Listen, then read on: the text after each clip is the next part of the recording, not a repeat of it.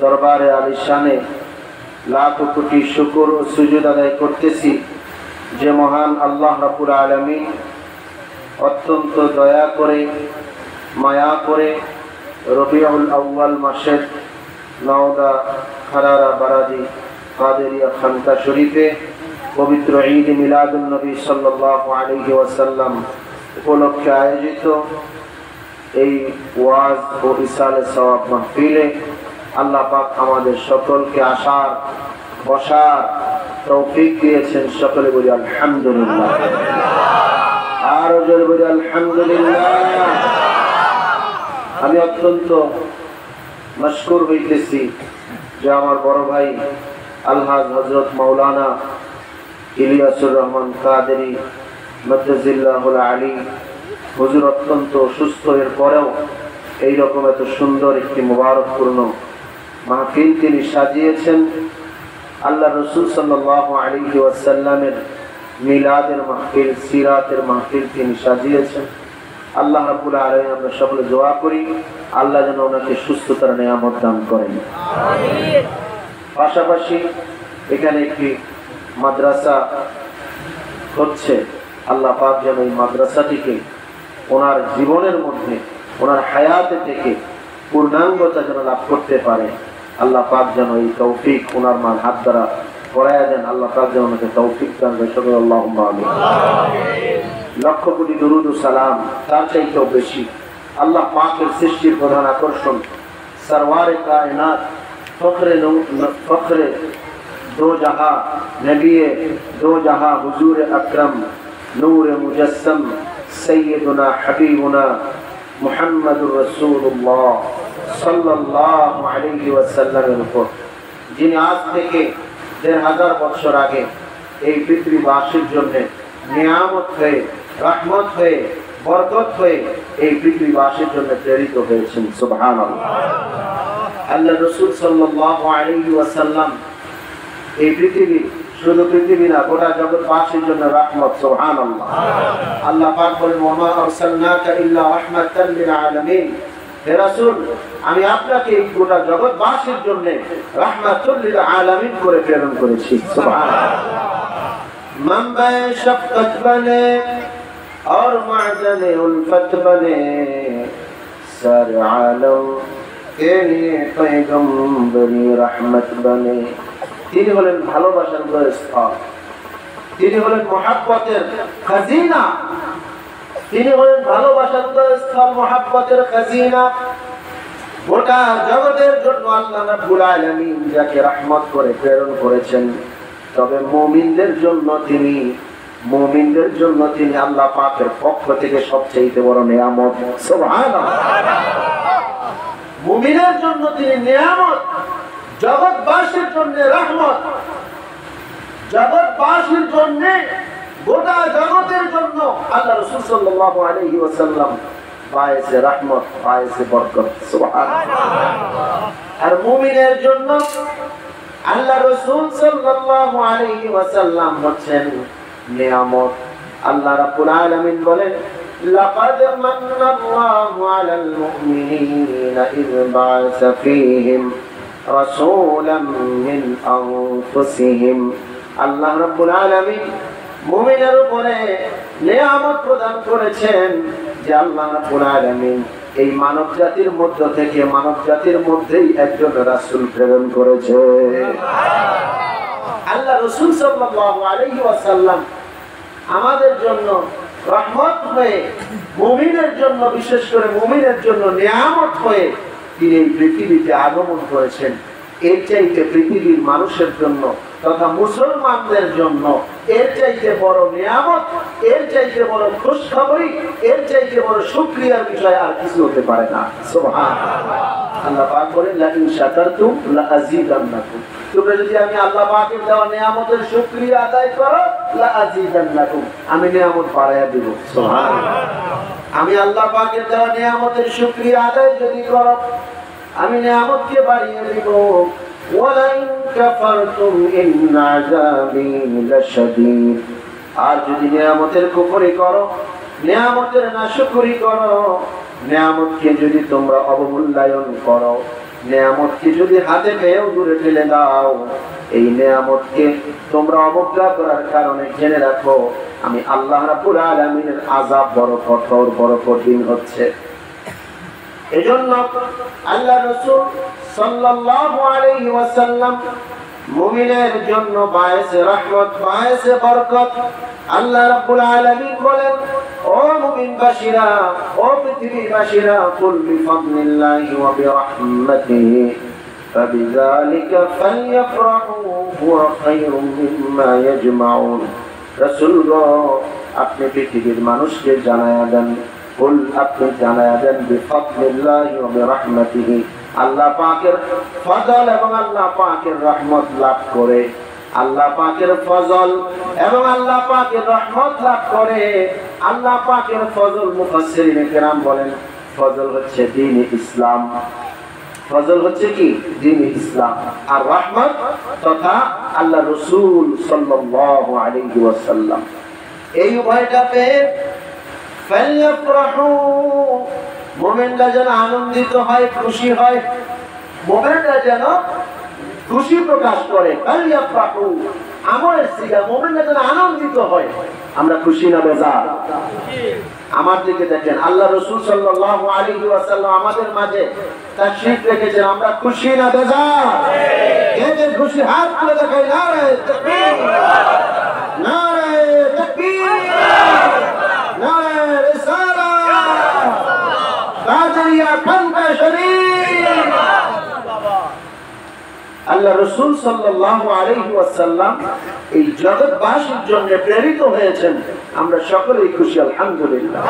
আল্লাহ পাক বলেন ফালইফরাহু, মুমিনরা যেন খুশি হয়ে যায়, ওয়া খায়রুম মিম্মা ইয়াজমাউন, মুমিনের এই খুশি হওয়াটা, মুমিনের এই আনন্দিত হওয়াটা, তার যা কিছু সে জমায়েত করে দুনিয়া আখিরাতের জন্য, যত ইবাদত বন্দেগী, যত দুনিয়ার কাজকর্ম, যত আখিরাতের জন্য নেক আমল, সমস্ত আমলের চাইতে আল্লাহ রাসূল সাল্লাল্লাহু আলাইহি ওয়াসাল্লাম এবং দ্বীন ইসলাম পেয়ে মুমিনরা যে খুশি হয়েছে, এই খুশিটার আমলটা অতি উত্তম।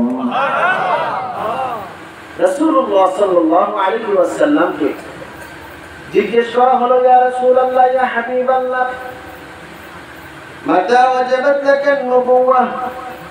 রাসূল, আমরা তো বুঝলাম আপনি রাসূল হয়েছেন। আবু হুরায়রা রাদিয়াল্লাহু তাআলা হাদিস বলেন, আপনি কখন নবী, আপনার নবুয়ত কখন সাব্যস্ত হয়েছে? রাসূল বলেন, আদম বাইনার রূহি ওয়াল জাসাদ, যখন আদম আলাইহিস সালাম রূহের জগতে এবং জাসাদের মধ্যে আছে, অর্থাৎ আদমকে যখন সৃষ্টি করা হয় নাই, তখন আমি আল্লাহ পাকের কাছে নবী। সুবহানাল্লাহ। রাসূল নবী কিন্তু সবার আগে, কিন্তু আগমন সবার পরে। আপনারা বিষয়টা দেখেন, প্রধান অতিথি যিনি কোন অনুষ্ঠানের চিফ গেস্ট থাকেন, তিনি আসেন, আগমন করলে পরে দেখা যায় মাহফিল বা যে কোনো অনুষ্ঠান শুরু হয়। প্রথমে উদ্বোধনী বক্তব্য দেন, তারপরে একজনের স্বাগত বক্তব্য, উদ্বোধনী বক্তব্য, এরপরে বিভিন্ন জন এইটা বলে সেটা বলে, সব কিছু ফিনিশিং এ গিয়ে সকলের সামনে প্রধান অতিথি হিসেবে বক্তব্য রাখবেন অমুক ব্যক্তি। তো আল্লাহ রাসূল সাল্লাল্লাহু আলাইহি ওয়াসাল্লাম যে পৃথিবীতে একটা বাজার জমিয়েছেন, এই বাজারের সর্বশেষ চিফ গেস্ট তিনি হলেন আল্লাহ রাসূল সাল্লাল্লাহু আলাইহি ওয়াসাল্লাম। সকল নবীদেরকে পাঠিয়েছেন, সকল নবীরা আল্লাহ পাকের দ্বীন এই জমিনে প্রতিষ্ঠা করেছে এবং আল্লাহ রাসূল সাল্লাল্লাহু আলাইহি ওয়াসাল্লামের খোঁজখবর দিয়েছে। সুবহানাল্লাহ। আল্লাহ রাসূল সাল্লাল্লাহু আলাইহি ওয়াসাল্লামের খোঁজখবর দিয়েছেন, এজন্য আল্লাহ রাসূল সাল্লাল্লাহু আলাইহি ওয়াসাল্লাম বলেন, আমি কোন নাশকরি বান্দা নই, আমি শুকরিয়ার বান্দা। কাজেই তোমাদেরকে আমি আগমনের প্রেক্ষাপটগুলো, প্রাথমিক প্রেক্ষাপটগুলো আমি তোমাদের সামনে বর্ণনা করছি। সাউখবিরুকুম বিআউওয়ালি আমরি দাওয়াত ইব্রাহিম আমি তোমাদের কাছে আমার প্রাথমিক বিষয়গুলো বর্ণনা করে দিচ্ছি। আমি হলাম আমার বাবা ইব্রাহিম আলাইহিস সালামের দোয়ার ফসল। সুবহানাল্লাহ। ইব্রাহিম আলাইহিস সালাম ৩৫০০ বছর আগে, রাসূল আগমনের ৩৫০০ বছর আগে দোয়া করে দিয়েছেন আল্লাহর কাছে, আল্লাহ গো বাইতুল্লাহ শরীফ যখন নির্মাণ করলেন, বাইতুল্লাহ শরীফ নির্মাণ হয়েছে, নির্মাণ হওয়ার পরে বাইতুল্লাহ শরীফ নির্মাণ হওয়ার পরে আল্লাহর দরবারে হযরত ইব্রাহিম আলাইহিস সালাম দোয়া করতেছেন, রব্বানা ওয়াবআথ ফীহিম রাসূলান মিন রব্বানা ওয়াবআথ ফীহিম রাসূলান মিন আনফুসিহিম রাসূলান মিন আনফুসিহিম। না, ওইখানে আরেকটা, এখানে এই আয়াতটা ভিন্ন হয়েছে, রাসূলান মিন আনফুসিহিম ইয়াতলু আলাইহিম আয়াতিকা ওয়া ইউআল্লিমুহুমুল কিতাবা ওয়াল হিকমাতা ওয়া ইউযাক্কিহিম ইন্নাকা আনতাল আজিজুল হাকীম। এই আয়াতটা এইভাবে হযরত বাবা ইব্রাহিম আলাইহিস সালাম বলেন, আল্লাহ বাইতুল্লাহ শরীফের জন্য দোয়া করে দিচ্ছি, রব্বানা তাকাব্বাল মিন্না ইন্নাকা আনতাস সামিউল আলিম। আল্লাহ বাইতুল্লাহ শরীফকে আপনি কবুল করেন, আমার পক্ষ থেকে এই ক্ষুদ্র খেদমতখানাকে আল্লাহ আপনি কবুল করেন। আর এই বাইতুল্লাহ শরীফের মধ্যে বাইতুল্লাহ শরীফকে জারি রাখার জন্য, আবাদ রাখার জন্য আপনি এই মক্কার জমিনে একজন রাসূল পাঠান। সুবহানাল্লাহ। যেই রাসূল ইয়াতলু আলাইহিম আয়াতিকা, আপনার আয়াত তেলাওয়াত করবে, যেই রাসূল আপনার আয়াতে কারিমা তেলাওয়াত করবে, যে রাসূল এই পৃথিবীতে এসে আল্লাহ রাব্বুল আলামিনের আয়াতে কারিমা তেলাওয়াত করবে, ওয়া ইউযাক্কিহিম, তাদেরকে তাসকিয়াতুন নফস করবে, ওয়া ইউআল্লিমুহুমুল কিতাবা ওয়াল হিকমাতা। এই রাসূল এসে এই পৃথিবীতে 4টি মিশন নিয়ে পৃথিবীতে কাজ করবে। একটা হলো কোরআনে কারিমার তেলাওয়াত, কোরআনের তালিম, আরেকটা হলো তাসকিয়াতুন নফস, আরেকটা হলো হিকমত তথা সুন্নাত শিক্ষা দিবেন। এই 4টি মিশন নিয়ে আল্লাহ রাসূল সাল্লাল্লাহু আলাইহি ওয়াসাল্লাম পৃথিবীতে আসবেন। এই 4টি মিশন দিয়ে আপনি এমন একজন রাসূল পাঠান, তাদের পক্ষ থেকে অর্থাৎ মক্কাবাসীর পক্ষ থেকে আপনি একজন রাসূল পাঠিয়ে দেন। আল্লাহ রাসূল সাল্লাল্লাহু আলাইহি ওয়াসাল্লাম এই মক্কার জমিনে তিনি আসলেন।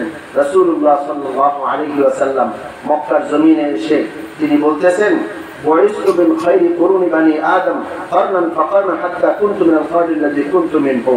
আমি বনি আদমের সর্বোচ্চ যুগে, বনি আদমের সর্বোচ্চ যুগে সর্বোচ্চ সম্মানিত স্থানে থেকে থেকে আমি এই পৃথিবীতে অবশেষে এই পৃথিবীতে প্রেরিত হয়েছি। সুবহানাল্লাহ।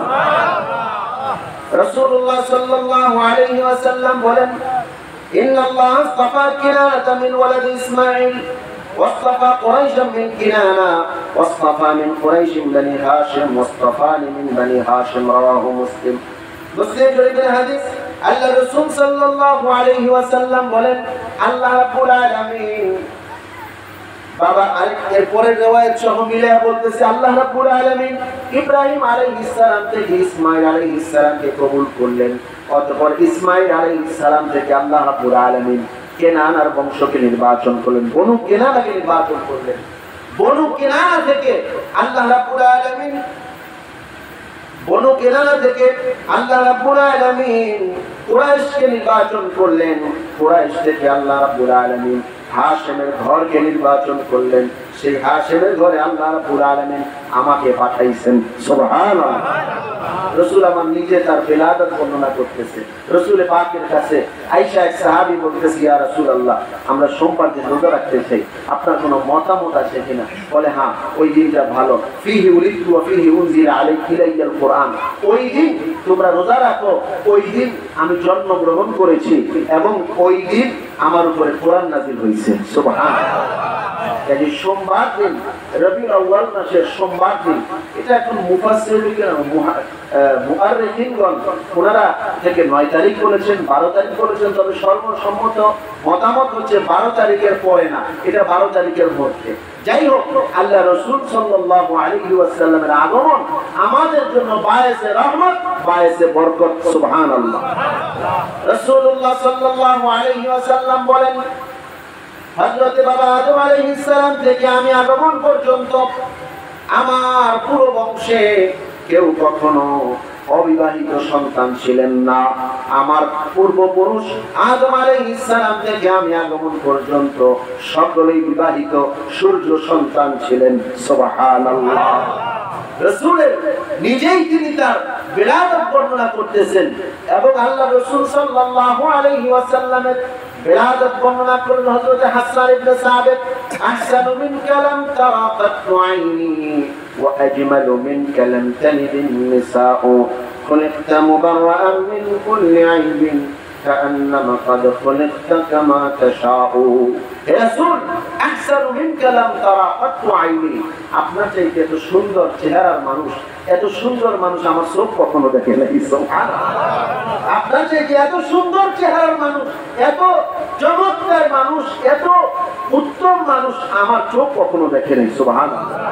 আপনার চাইতে উত্তম অবয়বের সন্তান কখনো কোনো মেয়ের প্রসব করে নেই। সুবহানাল্লাহ। খুলিকতা মুবাররাআন মিন কুল্লি আইবিন, আপনি ঠিক যেমনটা চেয়েছেন, আপনি সর্বপ্রকার আয়েব থেকে মুক্ত হয়ে কাআন্নামা ক্বাদ খুলিকতা কামা তাশাউ, আপনি যেমন ভাবে চেয়েছেন ঠিক আল্লাহ রাব্বুল আলামিন আপনাকে সেই রকম ভাবে পাঠিয়েছেন। সুবহানাল্লাহ। এই যে আল্লাহ রাসূল সাল্লাল্লাহু আলাইহি ওয়াসাল্লামের আগমন, এটা আমাদের জন্য রহমত, বরকত।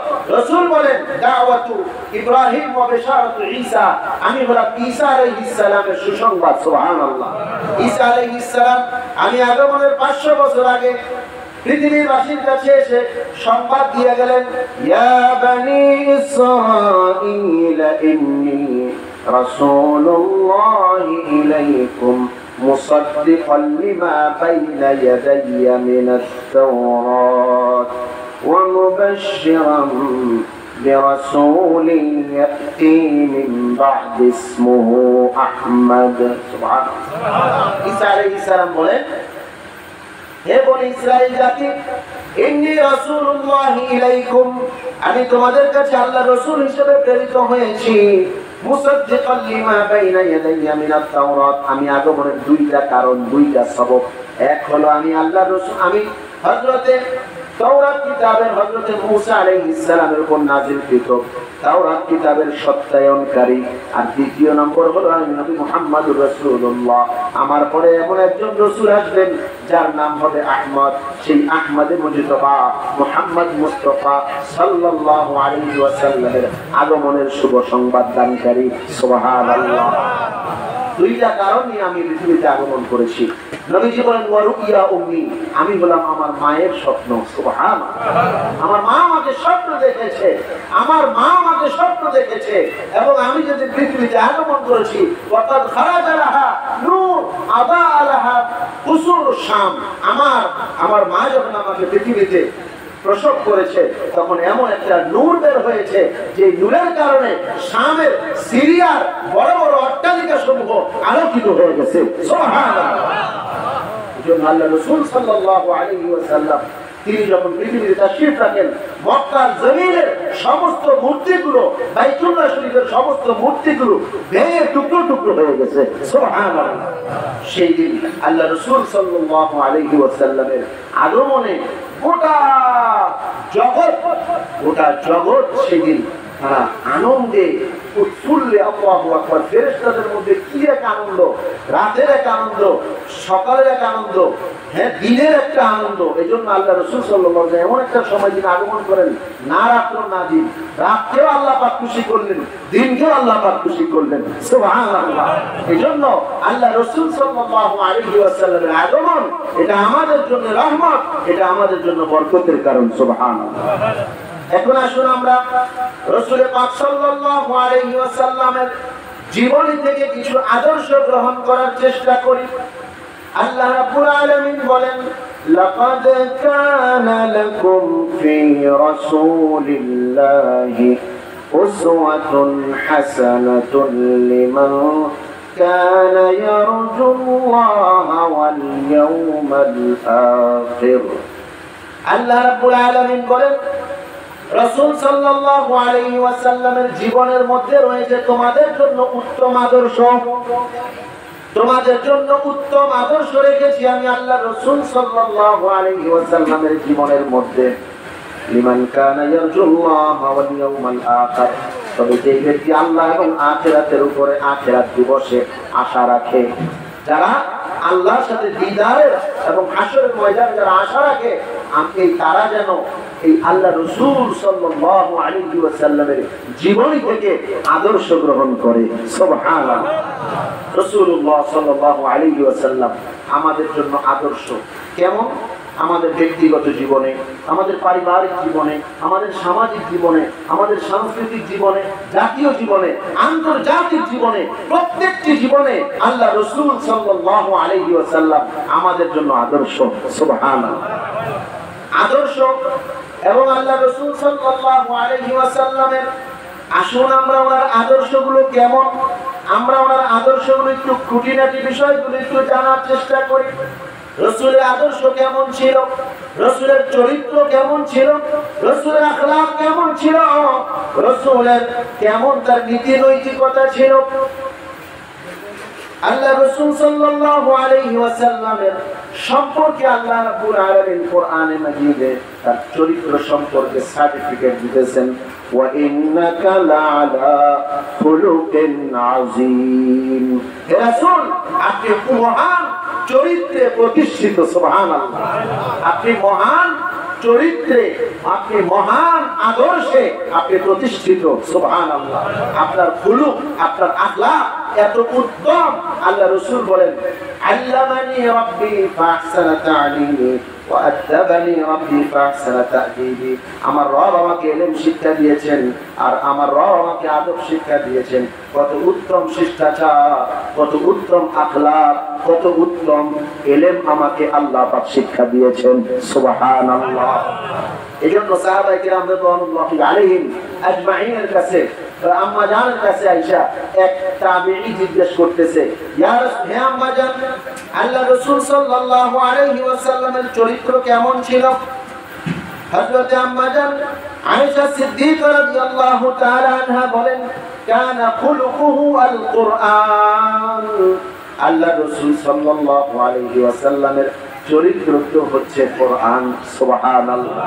ওনার চরিত্র কোরআন, ওনার চরিত্রের পার্টে পার্টে আল্লাহ রাব্বুল আলামিন কোরআন নাযিল করেছেন। সুবহানাল্লাহ। আল্লাহ রাব্বুল আলামিন কোরআনের মধ্যে বলতেছেন, ইয়া আইয়ুহাল মুযাম্মিলু কুমিল লাইলা ইল্লা কলিলা। নবীকে বলতেছেন আল্লাহ পাক, ইয়া আইয়ুহাল মুযাম্মিল, হে কম্বল আচ্ছাদনকারী, কুমিল লাইলা ইল্লা কলিলা, রাতের কিছু অংশ থাকা অবস্থায় আপনি জাগ্রত হন। নিসফাহু আও ইনকুস মিনহু কলিলা, অর্ধেক বা তার চাইতে কিছু কম। ওয়ারাতিলিল কুরআনা তারতিলা, আর আপনি থেমে থেমে কোরআনের তিলাওয়াত করেন। সুবহানাল্লাহ। আল্লাহ রাসূল সাল্লাল্লাহু আলাইহি ওয়াসাল্লাম কোরআনের তিলাওয়াত করতেন। আল্লাহ রাব্বুল আলামিন বলেন, আর রহমান আল্লামাল কুরআন খালাকাল ইনসানা আল্লামাহুল বায়ান। সুবহানাল্লাহ। কোরআন, রাসূলের চরিত্র হচ্ছে কোরআন। দেখেন, কোরআনের মধ্যে রাসূলের চরিত্র আমরা খুঁজতেছি। আল্লাহ রাব্বুল আলামিন বলেন, আর রহমান, তিনি হচ্ছে অত্যন্ত দয়ালু, দয়াবান। রহমান, তার পরিচয় কি দিলেন? রহমান। আল্লাহ পাকের একটা পরিচয় কি? তিনি হলেন রহমান, তিনি হলেন দয়াবান। আল্লামাল কোরআন, তিনি শিক্ষা দিলেন কোরআন। কি শিক্ষা দিলেন? কোরআন। এই কোরআনটাকে শিক্ষা দেওয়ার জন্য আল্লাহ রাব্বুল আলামিন মানবকে সৃষ্টি করেছেন। সুবহানাল্লাহ। কোরআনকে আল্লাহ রাব্বুল আলামিন, কোরআন কার বাণী? কোরআন কার বাণী বলেন? আল্লাহর বাণী। কোরআনটা কার বাণী? আল্লাহর বাণী। আল্লাহ রাব্বুল আলামিনের ইচ্ছা যে আল্লাহ রাব্বুল আলামিন তার বাণীটাকে সমস্ত মানুষের জবানে জবানে তুলে দিবেন। এই জন্য আল্লাহ রাব্বুল আলামিন মানুষকে কথা বলা শিক্ষা দিয়েছেন। সুবহানাল্লাহ। এই কথা বলা প্রাণীটাকে কোরআন শিক্ষা দেওয়ার জন্য অথবা কোরআনটাকে শিক্ষা দেওয়ার জন্য আল্লাহ রাব্বুল আলামিন পৃথিবীতে আল্লাহ রাসূল সাল্লাল্লাহু আলাইহি ওয়াসাল্লামকে পাঠালেন। সুবহানাল্লাহ। রাসূল এসে এই মানুষকে কোরআন শিক্ষা দিলেন। সুবহানাল্লাহ। এজন্য আল্লাহ রাব্বুল আলামিনের বড় ইচ্ছা, বড় তামান্না, আমি আল্লাহ পাকের কালাম গোটা পৃথিবীর মানুষের সমস্ত জবানে জবানে আমি আল্লাহ পাকের কালাম উচ্চারিত হবে। সুবহানাল্লাহ। দেখেন আল্লাহ রাসূল সাল্লাল্লাহু আলাইহি ওয়াসাল্লামের চরিত্র।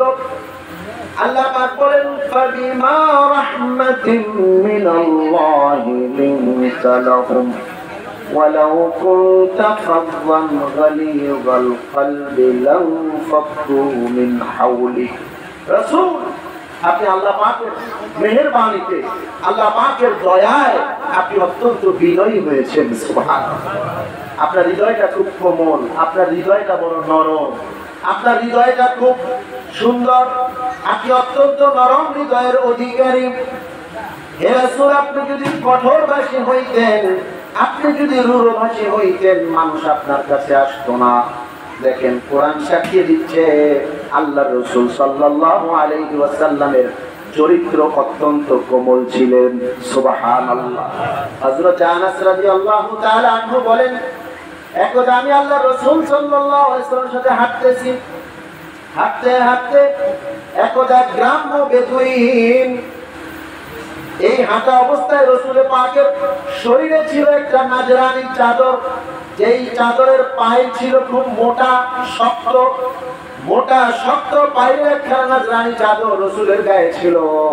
এক আরব বেদুইন, এক আরব বেদুইন, যারা একটু গ্রামের মধ্যে থাকে আর কি, এইরকম আরব বেদুইন পিছন থেকে আল্লাহ রাসূল সাল্লাল্লাহু আলাইহি ওয়াসাল্লামের ওই চাদরটা ধরে হেসকা জাজ্জাতান শরীর জোরে একটা হেসকা টান দিয়েছে। হেসকা টানের চোটে রাসূল এসে ঘুরে গিয়ে ওই লোকের বুকের উপরে পড়ছে। ওই লোকটি তখন রাসূলুল্লাহ সাল্লাল্লাহু আলাইহি ওয়াসাল্লাম বলতেছেন, ওই লোকটি তখন রাসূলের পাককে বলতেছেন যে মুরলি মিন মালিল্লাহিল্লাযী ইনদাকা, আপনার কাছে আল্লাহ পাকের কাছে যেই সকল গনিমতের মাল আছে সেখান থেকে আপনি আমাকে দেওয়ার জন্য কিছু আদেশ দেন।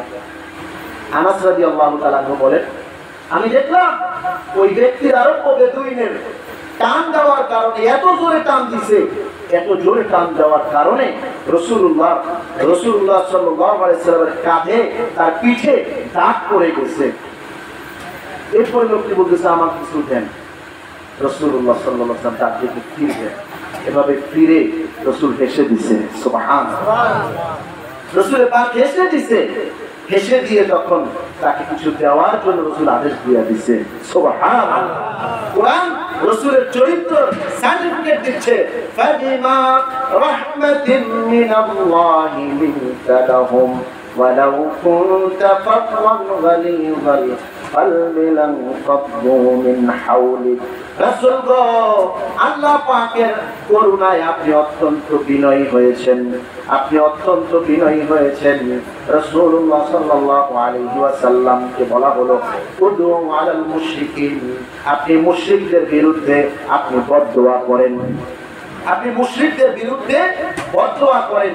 রাসূলের পাককে বলা হলো, আপনি মুশরিকদের বিরুদ্ধে বদদোয়া করেন। রাসূলুল্লাহ সাল্লাল্লাহু আলাইহি ওয়াসাল্লাম বলেন, ইন্নী লাম উবআস লাআনান ওয়া ইন্নী বুইসতু রাহমাতান। সুবহানাল্লাহ। আমি কোন লাআনাতকারী হিসেবে এই পৃথিবীতে প্রেরিত হই নাই, বরং আমি এই পৃথিবীর জন্য, এই পৃথিবীবাসীর জন্য রাহমাতুল লিল আলামিন হয়ে প্রেরিত হয়েছি। সুবহানাল্লাহ। রাসূলের চরিত্র কত সুন্দর ছিল, রাসূল কত কোমল ভাষী ছিলেন। রাসূলুল্লাহ সাল্লাল্লাহু আলাইহি ওয়াসাল্লাম বলেন, ইন্না ফিল জান্নাতি গুরাফান ইউরা যাহিরুহা মিন বাতিনিহা ওয়া বাতিনুহা মিন যাহিরিহা আ'আদাহা আল্লাহু লিমান আলানা আল-কালাম ওয়া আত'আমা আত-তা'আম ওয়া তাবা'a আস-সিয়াম ওয়া সাল্লা বিল-লাইলি ওয়ান-নাসু নিয়াম। রাসূলুল্লাহ সাল্লাল্লাহু আলাইহি ওয়াসাল্লাম বলেন, জান্নাতের মধ্যে একদল মানুষের জন্য জান্নাতের মধ্যে একটা বাড়ি নির্মাণ করা হবে। কি নির্মাণ? বাড়ি নির্মাণ করা হবে, যেই বাড়ির ভিতর থেকে বাহিরে, বাহির থেকে ভিতরে সব কিছু স্পষ্ট ভাবে দেখা যাবে। নবীজি বলেন আ'আদাল্লাহু লিমান আলানাল কালাম, এই বাড়িটা বানানো হবে, এই বাড়িটা দেওয়া হবে ওই ব্যক্তিকে যার কথা সুন্দর। সুবহানাল্লাহ। যার কথা কি সুন্দর, যার কথা নরম, যার হৃদয়টা নরম, যার হৃদয়টা অত্যন্ত কোমল, এই ব্যক্তিকে ওই বাড়িটা দেওয়া হবে। সুবহানাল্লাহ।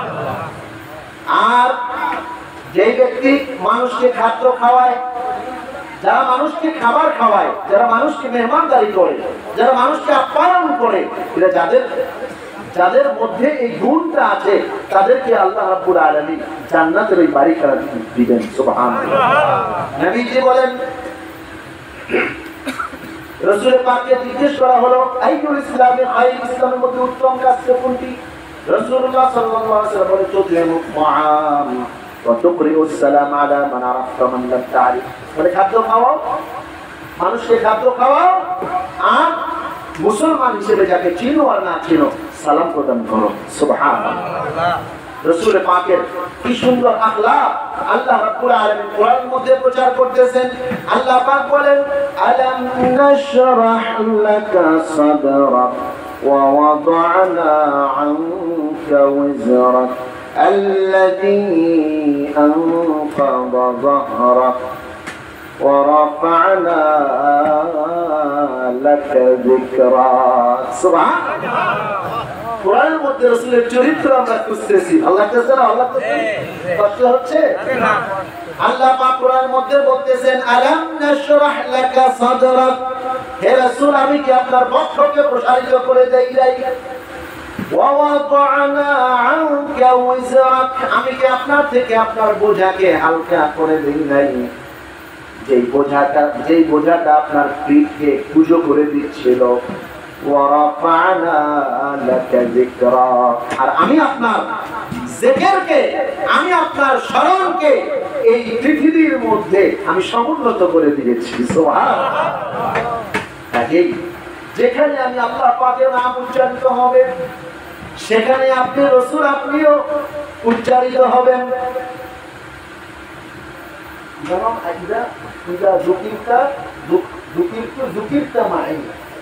আমি যেখানে উচ্চারিত হব সেখানে আপনি আমার সাথে সাথে উচ্চারিত হবেন। সুবহানাল্লাহ।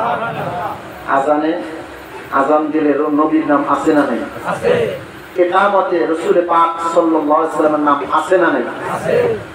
নামাজের মধ্যে নবীকে সালাম আছে না নাই? আছে। জানাজার নামাজে নবীকে সালাম, নবীর উপরে দুরূদ আছে না নাই? আছে। যে কোনো দোয়া করতে বলা হলো, আল্লাহর কাছে দোয়া করতে গেলে রাসূল তরিকা শিক্ষা দিয়েছেন। এক সাহাবী, আজকে আপনাদেরকে দোয়া করার তরিকা শিক্ষা দেই।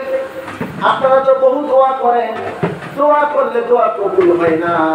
এক সাহাবী দোয়া করতেছেন, এক সাহাবী হাত তুলে দোয়া করতেন, আল্লাহ আপনি আমার গুনাহ মাফ করেন। মানে মসজিদে ঢুকছে, দুই গায়ে হাত তুলে দোয়া করছে, আল্লাহ আপনি আমার গুনাহ মাফ করেন, আপনি আমার বিপদ আপদ দূর করেন, আপনি আমার যা কিছু আছে সব কিছু বিদায় করে দেন।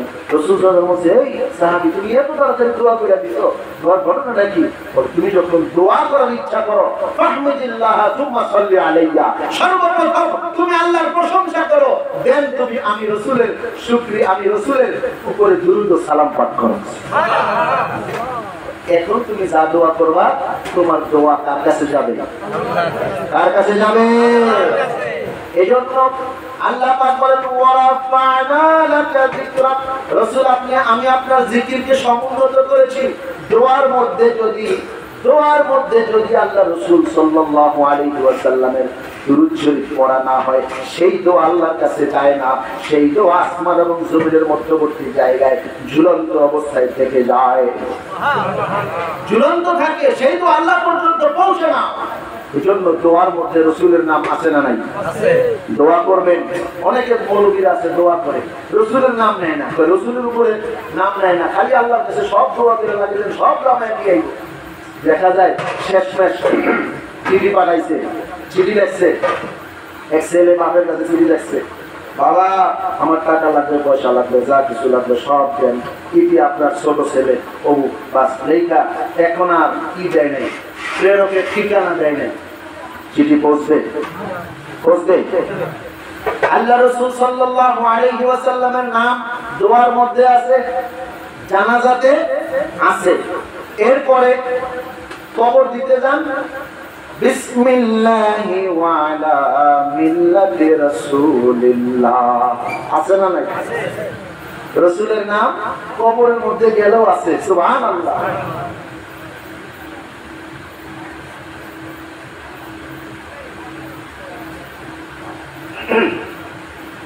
তাহলে এই সকল রাসূল পাকের শান মানকে বুলন্দ করেছেন কে? আল্লাহ। আল্লাহ রাব্বুল আলামিন রাসূলের জিকিরকে সমুন্নত করেছেন। আল্লাহ রাসূল সাল্লাল্লাহু আলাইহি ওয়াসাল্লামের এই রকম মান সম্মান ইজ্জতকে আল্লাহ রাব্বুল আলামিন জমিনের মধ্যে প্রতিষ্ঠিত করেছেন। সুবহানাল্লাহ। আম্মা জান আয়েশা রাদিয়াল্লাহু তাআলা আনহা বলেন, আমি রাসূল পাক সাল্লাল্লাহু আলাইহি ওয়াসাল্লাম, রাসূল পাকের চরিত্র হলো কানা কুলুকুহু আল কোরআন, তার চরিত্রটা হলো কোরআন। সুবহানাল্লাহ। রাসূল যে পথ দিয়ে হেঁটে যাইতেন, মানুষ বলতেন জীবন্ত কোরআন হেঁটে যাইতেছে। সুবহানাল্লাহ। জীবন্ত কোরআন হেঁটে যাইতেছে মানে রাসূলুল্লাহ সাল্লাল্লাহু আলাইহি ওয়াসাল্লাম হেঁটে যাইতেছে। সুবহানাল্লাহ। এজন্য ওনার আখলাক ছিল এত সুন্দর। আনাস রাদিয়াল্লাহু তাআলা আনহু বলেন, আমি 10 বছর রাসূল পাকের খিদমত করেছি। কয় বছর? 10 বছর আমি রাসূল পাকের খিদমত করেছি। একদিনের জন্য রাসূল আমাকে একদিনও ধমক দেয় নাই। সুবহানাল্লাহ। এবং একদিনও আমাকে তিনি জিজ্ঞেস করেন নাই, লিমা ফাআলতা হাল্লা ফাআলতা, তুমি কেন করেছো, কি জন্য এই কাজটা করেছো। তিনি কখনো আমাকে এইভাবে বলেন নাই। আনাস রাদিয়াল্লাহু তাআলা আনহু বলেন, একদিন আমি আল্লাহ রাসূল সাল্লাল্লাহু আলাইহি সাল্লামের কাছে রাসূল আমাকে একটা কাজের জন্য আদেশ দিলেন। আমি তখন রাসূলের মুখে মুখে আবার একটু বলে ফেলেছি। ছোট মানুষের একটা অভ্যাস, অনেক সময় মুখে মুখে বলে যে না আমি যাব না। আনাস রাদিয়াল্লাহু তাআলা আনহু বলেন, তিনি সাথে সাথে তর্ক করছেন যে হুজুর ওয়াল্লাহি লা আযহাবু, আমি আল্লাহর কসম করে বলতেছি আমি যাব না। কিন্তু আনাস রাদিয়াল্লাহু তাআলা আনহু তিনি রিওয়ায়াত করতেছেন যে আমার মনে ছিল আমি যাব, কিন্তু রাসূলের সামনে বলছেন যে আল্লাহি আল্লাহর কসম আমি যাব না, কিন্তু মনে মনে ছিল যে হ্যাঁ আমি যাব। এখন ওই পথে যাইতেছে, যেতে যেতে গিয়া দেখে যে তার সঙ্গী সাথীরা ছোট মানুষরা সব বাজারে খেলাধুলা করতেছে। তখন বন্ধুরা ডাক দিয়েছে, দোস্ত আসো। আনাস রাদিয়াল্লাহু তাআলা আনহু তাদের সাথে গিয়া খেলার মধ্যে নিমজ্জিত হয়ে গেলেন। আনাস রাদিয়াল্লাহু তাআলা আনহু খেলাধুলা করতেছেন। এমন সময় রাসূলুল্লাহ সাল্লাল্লাহু আলাইহি ওয়াসাল্লাম এই পিছন থেকে আয়েশা আনাস রাদিয়াল্লাহু তাআলা আনহুর পিঠে এরকম কাঁধে চেপে ধরছেন। সুবহানাল্লাহ। পরে দিয়ে আনাস রাদিয়াল্লাহু তাআলা আনহু পিছনে ভাবে তাকাইছেন, তাকিয়ে দেখে আল্লাহ রাসূল সাল্লাল্লাহু আলাইহি ওয়াসাল্লাম। রাসূলুল্লাহ সাল্লাল্লাহু আলাইহি ওয়াসাল্লাম বলেন, আনাস আমি যে তোমাকে পাঠাইলাম যে কাজের জন্য, সে কাজটা গেছো? আনাস রাদিয়াল্লাহু তাআলা বলেন, হুজুর এই আমি যাইতেছি, বইলেই সেই কাজের দিকে দৌড় দিছে। সুবহানাল্লাহ। কি উত্তম আখলাক ছিল আমার রাসূলের, কি উত্তম চরিত্র ছিল আমার রাসূল পাকের সাল্লাল্লাহু আলাইহি ওয়াসাল্লাম। এজন্য রাসূলুল্লাহ সাল্লাল্লাহু আলাইহি ওয়াসাল্লাম কখনো কোনো মানুষকে তিনি গালি দিতেন না, কোন মানুষকে কখনো তিনি কষ্ট দিতেন না। রাসূলুল্লাহ সাল্লাল্লাহু আলাইহি ওয়াসাল্লাম তিনি কখনো মানুষকে মারধর করেন নাই। তবে জিহাদের ময়দানে যেটা কাফেরদের সাথে সম্মুখ যুদ্ধ সংঘটিত হয়েছে, সেইটা ব্যতীত আল্লাহ রাসূল সাল্লাল্লাহু আলাইহি ওয়াসাল্লাম কোন পুরুষকে, কোন নারীকে, কোন ছোট সন্তানকে, কোন কৃতদাসকে তিনি কখনো প্রহার করেন নাই। সুবহানাল্লাহ। তিনি কখনো কষ্ট দিতেন না, বরং যদি তাকে কেউ কষ্ট দিত রাসূলুল্লাহ সাল্লাল্লাহু আলাইহি ওয়াসাল্লাম তাকে ক্ষমা করে দিতেন। সুবহানাল্লাহ। রাসূলুল্লাহ সাল্লাল্লাহু আলাইহি ওয়াসাল্লামের একটা গুণ ছিল, রাসূলুল্লাহ সাল্লাল্লাহু আলাইহি ওয়াসাল্লাম খুব দানবীর ছিলেন। কি ছিলেন? খুব দানবীর।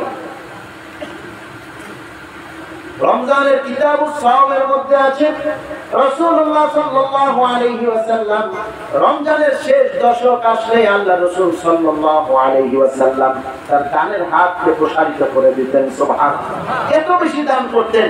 এক ঘটনা আছে, হযরত রাসূল পাক সাল্লাল্লাহু আলাইহি ওয়াসাল্লামের কাছে এক আরব লোক এসে বলতেছে, ইয়া রাসূলুল্লাহ, ইয়া হাবিবাল্লাহ, এই দুই পাহাড়ের ইশারা দিয়ে বলতেছে এই দুই পাহাড়ের মধ্যবর্তী জায়গা ভরতে যতগুলো ছাগল বকরি লাগে আপনি আমাকে দান করেন। ভাই দানের উপর একটা লিমিট আছে।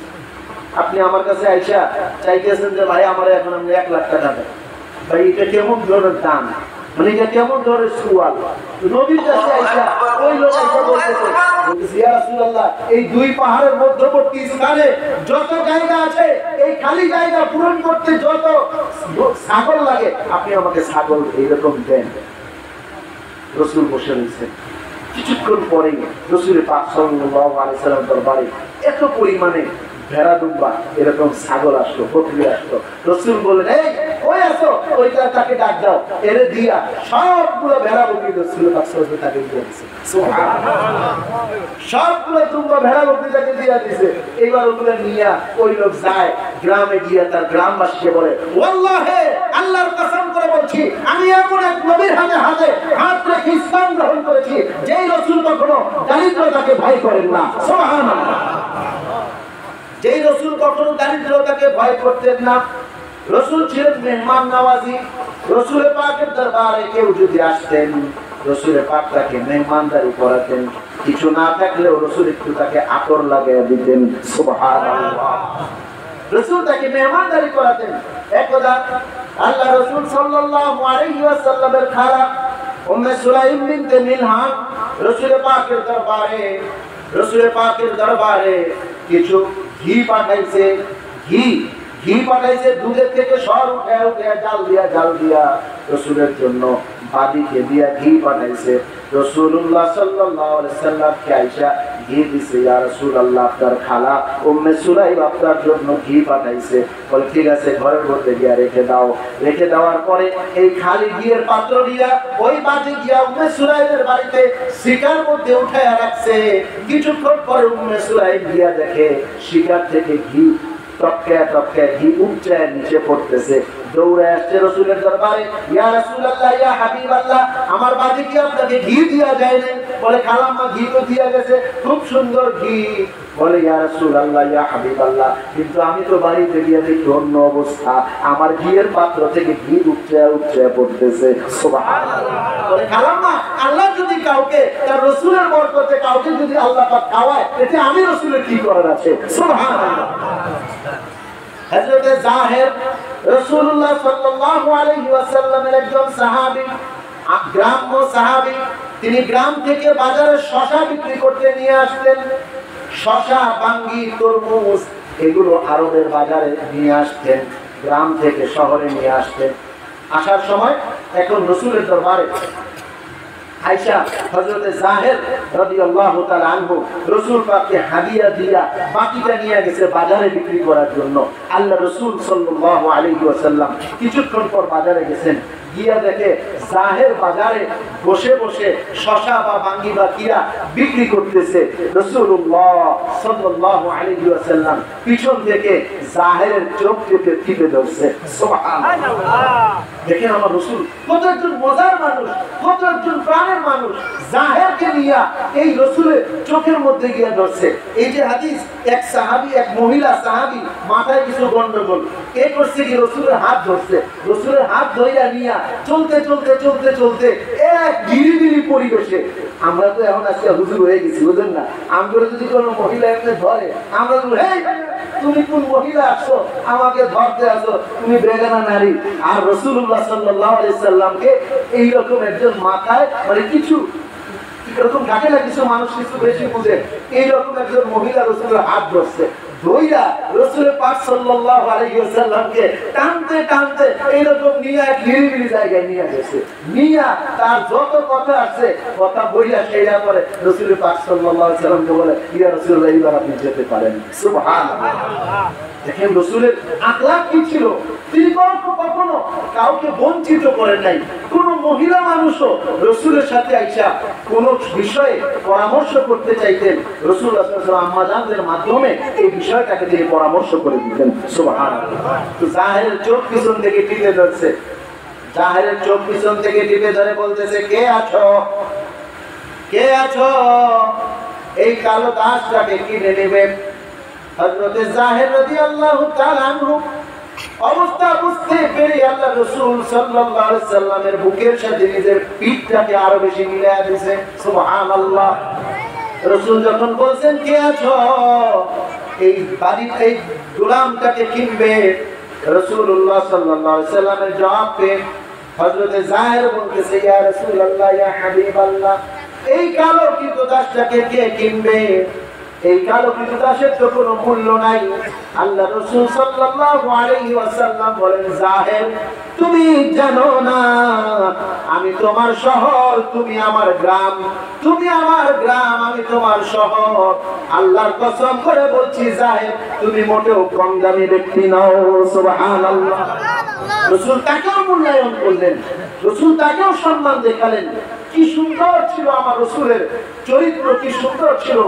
আল্লাহ রাসূল সাল্লাল্লাহু আলাইহি ওয়াসাল্লামের আখলাক, আল্লাহ রাসূল সাল্লাল্লাহু আলাইহি ওয়াসাল্লামের এত সুন্দর চরিত্র ছিল যে তিনি কখনো কোনো মানুষকে কখনো প্রহার করেন নাই, কখনো কাউকে ভৎসনা করেন নাই, কখনো কাউকে গালি দেয় নাই, তিনি কখনো বাজারে শোরগোল করে নাই, তিনি কখনো অশ্লীল ভাষাভাষী ছিলেন না, তিনি কখনো মানুষের সাথে তিনি কখনো ওই মিথ্যা হাসি ঠাট্টা করতেন না, কিন্তু তিনি সত্য হাসি ঠাট্টা করতেন। একদা আল্লাহ রাসূল সাল্লাল্লাহু আলাইহি ওয়াসাল্লামের কাছে এক মহিলা আসলো, বৃদ্ধা মহিলা। এক বৃদ্ধা মহিলা আসার পরে রাসূলুল্লাহ সাল্লাল্লাহু আলাইহি ওয়াসাল্লাম বললেন, জান্নাতে কোনো বৃদ্ধা প্রবেশ করবে না। এই কথা বলার সাথে সাথে ওই বৃদ্ধা মহিলাকে কান্নাকাটি শুরু করে দিল। সে কাঁদতে কাঁদতে জারে জার, হায় হায়, রাসূল কি বলছে, জান্নাতে কোনো বৃদ্ধা প্রবেশ করবে না। এই কথা যখন রাসূলুল্লাহ সাল্লাল্লাহু আলাইহি ওয়াসাল্লাম বললেন জান্নাতে কোনো বৃদ্ধা প্রবেশ করবে না, আম্মা জান আয়েশা রাদিয়াল্লাহু তাআলা আনহা বলেন, অথচ এই মহিলাটি নামাজও পড়ে, কোরআনও তেলাওয়াত করে। রাসূলুল্লাহ সাল্লাল্লাহু আলাইহি ওয়াসাল্লাম বলেন, ও আয়েশা, তুমি কি শোনো নাই? আল্লাহ পাক বলেন, ইন্না জাইলনা ইনশা'নাহুন্না ইনশাআ ফাজআলনাহুন্না আবকারা। আল্লাহ রাব্বুল আলামিন জান্নাতের মধ্যে কোন মহিলাকে বৃদ্ধা রাখবেন না, সকলকে আল্লাহ রাব্বুল আলামিন বাকেরা বা কুমারী হিসেবে আল্লাহ রাব্বুল আলামিন সকল মেয়েদেরকে জান্নাতে তুলবেন। সুবহানাল্লাহ। জান্নাতে সকল মেয়েরা সেখানে কুমারী হিসেবে উঠবে, সেখানে কেউ কখনো সাইয়্যিবা হিসেবে উঠবে না। এজন্য আল্লাহ রাসূল সাল্লাল্লাহু আলাইহি ওয়াসাল্লামের সম্পর্কে সাহাবীরা বলেন, লাম ইয়াকুন রাসূলুল্লাহ সাল্লাল্লাহু আলাইহি ওয়াসাল্লাম ফাহিশান ওয়ালা লাহানান ওয়ালা সাব্বাবান, কানা ইয়াকুলু ইনদাল মু'তাবাদি মা লাহু তারিবা জাবিনুহু। আল্লাহ রাসূল সাল্লাল্লাহু আলাইহি ওয়াসাল্লাম তিনি কখনো কোনো ফাহিশ ছিলেন না, অশ্লীলভাষী ছিলেন না। আল্লাহ রাসূল সাল্লাল্লাহু আলাইহি ওয়াসাল্লাম তিনি মুচকি হাসতেন। তিনি হাসার মধ্যেও তিনি একটা সুন্নতের অনুসরণ মানুষকে করায় দিয়েছেন। রাসূল কখনো অট্টহাসি দেয় নাই, রাসূল সবসময় মুচকি হাসি হাসতেন। সুবহানাল্লাহ। রাসূল এত সুন্দর ভাবে হাসতেন, তিনি যখন তার চেহারা প্রফুল্ল থাকতো তিনি এমন ভাবে হাসতেন মানুষ বুঝতে পারত। তিনি যদি কারোর প্রতি গোসা হইতেন বা কোনো বিষয়ে রাগান্বিত হইতেন, তাহলে তার চেহারার মধ্যে বোঝা যাইত যে ওই বিষয়টাতে তিনি একটু গোসা হয়েছেন বা রাগান্বিত হয়েছেন। এই জন্য আল্লাহ রাসূল সাল্লাল্লাহু আলাইহি ওয়াসাল্লামের ইন্তেকালের পূর্ব মুহূর্তে রাসূলুল্লাহ সাল্লাল্লাহু আলাইহি ওয়াসাল্লামের ইন্তেকালের কয়েকদিন পূর্বে আখিরি 4 সোমবার সফর মাসের শেষ বুধবার আল্লাহ রাসূল সাল্লাল্লাহু আলাইহি ওয়াসাল্লাম বিদায় হজ থেকে নবীজি বাড়িতে আসলেন। বাড়িতে আসার পরে জিলকাদ, জিলহজ, মুহররম, সফর মাসের শেষ দিকে আল্লাহ রাসূল সাল্লাল্লাহু আলাইহি ওয়াসাল্লাম ধীরে ধীরে অসুস্থ হয়ে পড়তেছেন। রাসূলুল্লাহ সাল্লাল্লাহু আলাইহি ওয়াসাল্লাম অসুস্থ, মনটা খুব খারাপ, তার মাথায় প্রচন্ড ব্যথা হইত, খুব জ্বর উঠত, প্রচন্ড জ্বর উঠত। রাসূলুল্লাহ সাল্লাল্লাহু আলাইহি ওয়াসাল্লামের এত জ্বর হইত, আম্মা জান আয়েশা রাদিয়াল্লাহু তাআলা আনহা বলেন, তার এত বেশি জ্বর হইত, উপরে 2-3টা কম্বল দিয়ে আমরা এর উপরে তার তাপ অনুভব করতাম। এত বেশি জ্বর হইল, রাসূল অসুস্থ হয়ে পড়লেন, বিছানায় পড়ে গেলেন। সফর মাসের শেষ খুতবা আল্লাহ রাসূল সাল্লাল্লাহু আলাইহি ওয়াসাল্লাম সকালবেলা একটু সুস্থতা অনুভব করলেন। সুস্থতা অনুভব করার পরে রাসূলুল্লাহ সাল্লাল্লাহু আলাইহি ওয়াসাল্লাম হযরতে আলী এবং বিলাল রাদিয়াল্লাহু তাআলা আনহুমার কাঁধে করে মসজিদে নববীতে তাশরীফ রাখলেন। তার জন্য 7 কূপ থেকে পানি আনা হলো। পানি দিয়ে রাসূল গোসল করলেন, গোসল করে মসজিদে নববীতে তাশরীফ রাখছেন। রাসূল আয়েশা মসজিদে নববীতে তাশরীফ রেখেছেন, এই কথা শোনা মাত্র, দেখা মাত্র সমস্ত সাহাবীরা চতুর্দিকে বিদ্যুতের গতির মতো ছড়ায় দিতে লাগলো যে রাসূল সুস্থ হয়ে গেছে, রাসূল সুস্থ হয়ে গেছে, রাসূল সুস্থ হয়ে গেছে।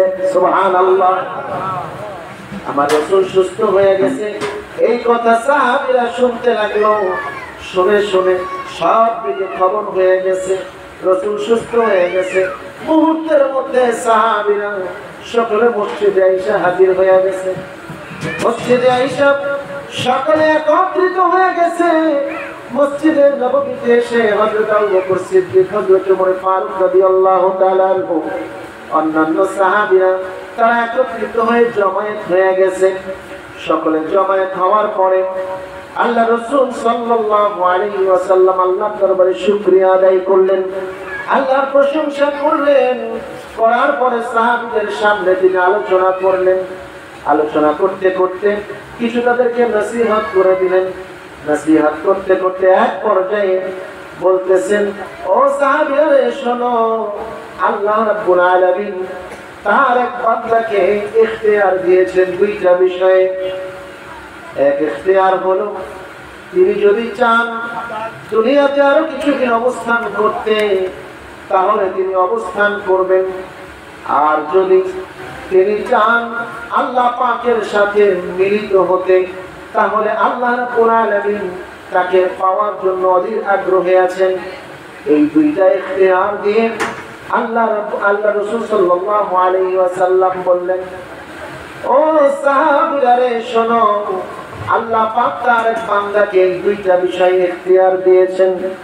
একটা হলো, বান্দা যদি পৃথিবীতে থাকতে চায় থাকতে পারে, আর যদি যেতে চায় যেতে পারে। এই দুই ইখতিয়ার দিয়ে নবীজি আলাইহিস সালাম যখন এই কথা বললেন, নবীজি বললেন, আল্লাহর ওই বান্দা আল্লাহ পাকের সাথে মিলিত হওয়াটাকে পছন্দ করলেন। এই কথা বলার সাথে সাথে হযরত আবু বকর সিদ্দিক রাদিয়াল্লাহু তাআলা আনহু অজর ধারায় কাঁদতে লাগলেন। কাঁদতে কাঁদতে পেরেশান হয়ে গেছে। সাহাবীরা বলতেছে, এই শায়েখ কেন কান্নাকাটি করে? রাসূল কার না কার কথা বলেছে? রাসূলুল্লাহ সাল্লাল্লাহু আলাইহি ওয়াসাল্লাম কার না কার কথা বলেছে? হযরত আবু বকর রাদিয়াল্লাহু তাআলা আনহু বলেন, হুয়াল মুখায়্যার, তোমরা জানো না যিনি হলেন এই ইখতিয়ার প্রাপ্ত ব্যক্তি, তিনি হলেন আমার রাসূল আরবি সাইয়্যিদুনা মুহাম্মদুর রাসূলুল্লাহ সাল্লাল্লাহু আলাইহি ওয়াসাল্লাম। আমার মনে হয় আমার নবীজি আর এই পৃথিবীতে বেশি দিন বাঁচবেন না, নবীজি হয়তো বেশি দিন থাকবেন না। নবীজি বললেন, হ্যাঁ আবু বকর, তুমি হলো আমার গোপন রহস্য, তুমি আমার গোপন রহস্য বুঝতে পেরেছো আবু বকর রে, তুমি আমার গোপন রহস্য বুঝতে পেরেছো। আবু বকর, আমি যদি পৃথিবীতে কাউকে বন্ধু রূপে গ্রহণ করতাম,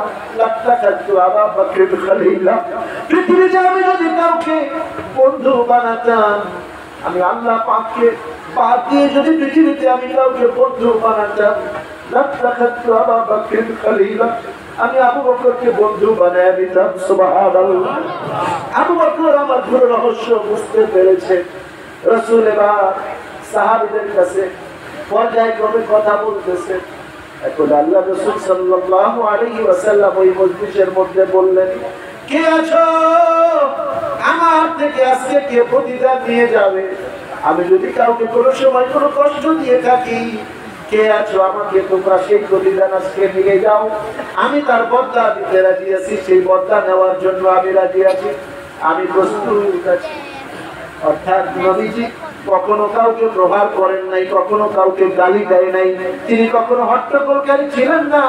নবীজির আখলাক দেখেন। আজকে আমরা রাসূলের আখলাক সামনে নিয়ে বসছি।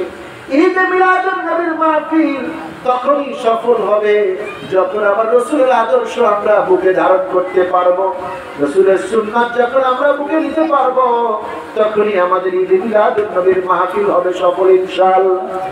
রাসূল বললেন, ও সাহাবীরা শোনো, আমি যদি কারোর উপরে কোনো জুলুম করে থাকি তাহলে তোমরা আমার থেকে আজকে বদলা নিতে পারো।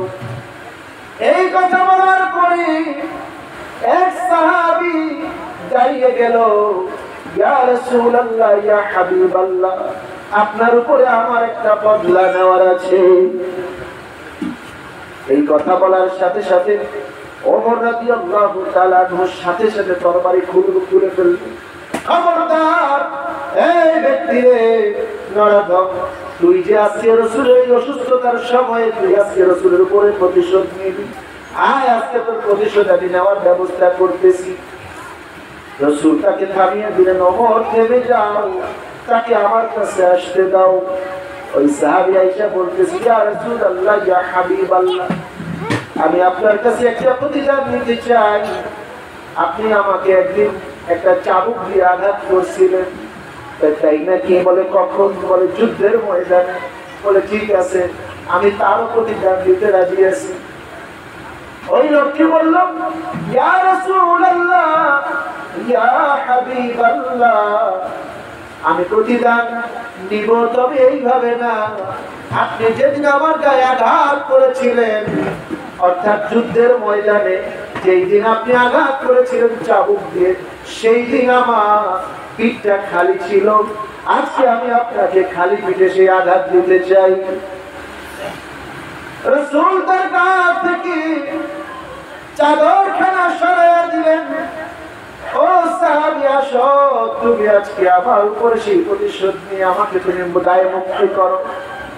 রাসূলুল্লাহ সাল্লাল্লাহু আলাইহি ওয়াসাল্লাম শরীরের চাদরখানা খুলে দিলেন। ওই সাহাবী পিছন দিক থেকে আসছেন হাতে চাবুকখানা নিয়ে, এসে আল্লাহ রাসূল সাল্লাল্লাহু আলাইহি ওয়াসাল্লামের পিঠে আসছে। পিঠের কাছে এসে রাসূলুল্লাহ সাল্লাল্লাহু আলাইহি ওয়াসাল্লামের এই স্কন্ধের পিঠের উপরে একটা মোহরে নবুয়ত ছিল। সুবহানাল্লাহ, রাসূলের এখানে মোহরে নবুয়ত ছিল, কবুতরের ডিমের মতো এত সুন্দর মোহরে নবুয়তটা ছিল। সেই মোহরে নবুয়তটা খালি গায়ে যখন প্রকাশ হয়ে গেল, ওই সাহাবী চাবুকটা ছুঁড়ে ফেলে দিয়ে রাসূলকে পিছন থেকে জড়ায়া ধইরা ওই মোহরে নবুয়তের মধ্যে চুমু খেতে লাগলো। সুবহানাল্লাহ। বলে, সাহাবীরা তুমি এমনটা কেন করলে? বলে, ইয়া রাসূলুল্লাহ, ইয়া হাবিবাল্লাহ, আপনি একদিন বলেছিলেন এই মোহরে নবুয়ত যেই ব্যক্তি দেখবে, ধরবে, চুমু খাবে, জাহান্নামের আগুন তার জন্য হারাম হয়ে যাবে। এজন্য আজকে ইয়া রাসূলুল্লাহ, আমি আজকে বাহানাটা করেছি, আমাকে আপনি মাফ করে দিয়েন। বলে রাসূলুল্লাহ সাল্লাল্লাহু আলাইহি ওয়াসাল্লাম সেই দিন এইভাবে সাহাবীদের সাথে খোঁজ গল্প করলেন দুপুর পর্যন্ত। এরপরে দুপুরে খাওয়া দাওয়া করলেন। বিকাল বেলায় আমার রাসূল আবার অসুস্থ হয়ে গেলেন। এইভাবে আবার রাসূলের পাকের অসুস্থতা চলতে লাগলো। চলতে চলতে চলতে চলতে এইভাবে চলতে চলতে দীর্ঘদিন এইভাবে করে সফর মাস শেষ হলো। রবিউল আউয়াল মাসে আমার রাসূল 12 তারিখে ইন্তেকাল করেন। রবিউল আউয়াল মাসে রাসূল ইন্তেকালের 4 দিন আগে, 3 দিন আগে হযরতে জিবরাইল আলাইহিস সালাম রাসূলের পাকের কাছে আসে। আয়েশা জিজ্ঞেস করে, আসসালাতু ওয়াসসালামু আলাইকা ইয়া রাসূলুল্লাহ, হে আল্লাহর রাসূল সাল্লাল্লাহু আলাইহি সাল্লাম, আল্লাহ পাক আপনাকে সালাম পাঠাইছে। আল্লাহু ইউকরিউকা সালাম, আল্লাহ আপনার কাছে সালাম পাঠাইছেন। আল্লাহ পাক আপনার সম্পর্কে ভালো জানেন। এরপর আল্লাহ পাক আপনাকে জিজ্ঞেস করতেছেন আপনার কেমন অবস্থা হইতেছে। রাসূল বললেন, রাসূল বললেন, জিবরাইল রে, আমার তো বড় কষ্ট হইতেছে। তুমি আল্লাহ পাককে বলো আল্লাহ যেন আমার কষ্টকে লাঘব করে দেয়। ওই দিন জিবরাইল সাল্লাম চলে গেলেন। দ্বিতীয় দিন এসে একইভাবে সালাম দিলেন, আল্লাহ আপনার খবর নিতেছেন। সুবহানাল্লাহ, কেমন নবী, আল্লাহ পাক খবর নিতেছেন। সুবহানাল্লাহ, এমন নবীর উম্মত আমরা হতে পেরেছি গো, যেই রাসূল আমাদের জন্য হাসরের ময়দানে এই উম্মতের কথা ভুলেন নাই। সুবহানাল্লাহ, নবীজি বলেন লিকুল্লি নবীন দাওয়াতুন মুস্তাজাবাতুন, সমস্ত নবীদেরকে আল্লাহ রাব্বুল আলামিন একটা দোয়া দিয়েছে, একটা স্পেশাল দোয়া করার ক্ষমতা দিয়েছে। যেই দোয়া কবুল হবে এই শর্তে আল্লাহ রাব্বুল আলামিন সকল নবীদেরকে বলেছেন, ও নবীরা গো, তোমরা আল্লাহর কাছে যে কোনো দোয়াই, তোমরা একটা দোয়া স্পেশাল পাওয়ার দেওয়া হয়েছে, একটা দোয়া করবে, সেই দোয়াটা আল্লাহ পাক কবুল করবেন। এই দোয়া স্পেশাল দোয়া দিয়া সমস্ত নবীদেরকে একটা সুযোগ দেওয়া হয়েছে। নবীজি বলেন ফাতাআজ্জালা কুল্লু নাবিয়্যিন দাওয়াতাহু, সকল নবীরা এই সকল দোয়া তারা দুনিয়ায় শেষ করে ফেলেছে। ওয়াইন্নী ইখতাবাতু দাওয়াতি শাফাআতান লিউম্মতি ইলা ইয়াউমিল কিয়ামা, আমি আমার এই দোয়াটাকে কাল হাসরের ময়দানের জন্য আমি বাকি রেখে দিয়েছি। সুবহানাল্লাহ, দয়ালু নবী, প্রাণের নবী, আর আসবে না জগতে, আমার দয়ালু নবী, প্রাণের নবী, আর আসবে না জগতে। এই যে একটা গজল গাইলো কি সুন্দর, জন্ম আমার নবীর যুগে হলে কেমন হতো, জন্ম আমার নবীর যুগে হলে কেমন হতো, জন্ম আমার নবীর যুগে হলে কেমন হতো, আসতো ভেসে হযরতে বেলালের মধুর আযান, সেই আযানে ছিল এমন প্রেম মুগ্ধ রহমান, দয়াল নবীর পিছে নামাজ, দয়াল নবীর পিছে নামাজ পড়লে কেমন হতো, দয়াল নবীর পিছে নামাজ পড়লে কেমন হতো, জন্ম আমার নবীর যুগে হলে কেমন হতো, দুনয়নে রাসূল পাক দেখিলে কেমন হতো, দুনয়নে রাসূল পাক দেখিলে কেমন হতো, দয়াল নবীর পিছে নামাজ পড়লে কেমন হতো, জন্ম আমার নবীর যুগে হলে কেমন হতো। আল্লাহ রাসূলের শানে আরেকজন কবি বলতেছেন, নবী নবী করে আর কত কাল আমি কাঁদব, নবী নবী করে আর কত কাল আমি কাঁদব, আপন নয়নে কবে জানি, আপন নয়নে কবে জানি নূর নবীকে আমি দেখব, তো নবী নবী করে আর কত কাল আমি কাঁদব কাঁদিয়া আমি বুকে নিয়ে নবী দেখার আশা দিনে দিনে বাড়তে আছে নবীর ভালোবাসা আশায় আশায় নয়ন ভাষায় আশায় আশায় নয়ন ভাষায় আর কতদিন বাঁচব নবী নবী করে আর কতকাল আমি কাঁদব আপন নয়নে কবে জানি নূর নবীকে আমি দেখব নবী নবী করে